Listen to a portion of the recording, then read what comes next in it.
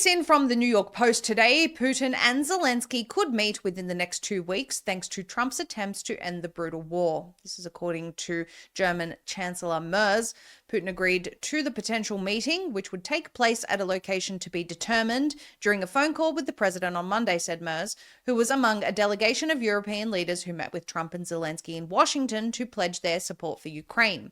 During a break in the discussions, Trump called Putin, who agreed that there would be a meeting between the Russian president and the Ukrainian president, former comedian, within the next 2 weeks, Merz told reporters.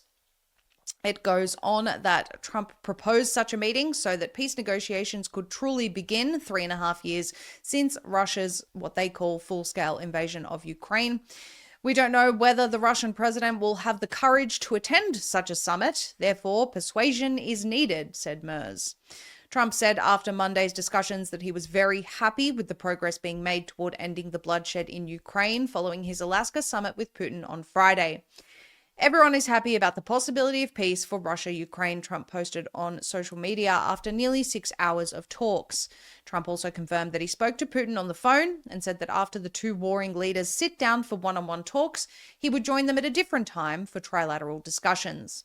Again, this was a very good early step for a war that has been going on for almost 4 years, the president added on Truth Social.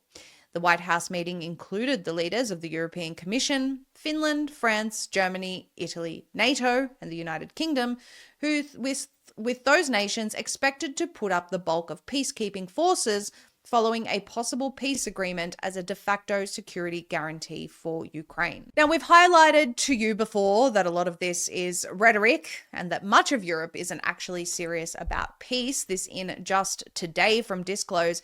NZZ editor and former spokesperson for Heckler and Koch says Germans must be forced into military service to potentially defend the freedom in Europe. If necessary, Germans must be forced into military service. So we're not really sure how calls for forced military service in Germany, multiple countries discussing reinstituting drafts and war talk really square up with this supposed commitment to peace. Also in from Disclose today, according to Iran International, top Iranian military advisor warns Ayatollah Khamenei that the Israel-Iran war could resume at any point. We are not in a ceasefire, we are in a stage of war.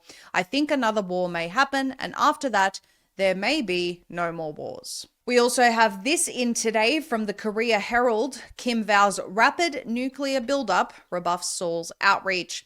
It says North Korean leader Kim Jong Un on Monday called for a rapid expansion of nuclearization and denounced regular military exercises by South Korea and the US as a clear display of, quote, most hostile and confrontational intent toward Pyongyang. Whilst Trump is definitely actively pursuing peace in Russia-Ukraine, there are still boiling points around the world. We see European leaders flip-flopping on their messaging. 1 second they want peace, the next second they want war.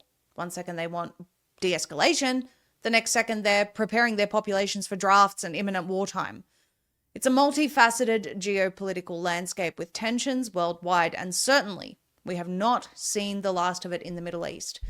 We will keep you updated and hope to see cooler heads prevail with de-escalation and peace.